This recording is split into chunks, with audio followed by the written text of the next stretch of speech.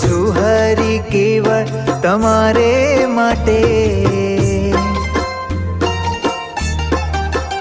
હું તો છું હરી કેવળ તમારે માટે, તારી મરજીમાં રહીશ હું શિર સાટે, તારી મરજીમાં રહીશ હું શિર સાટે।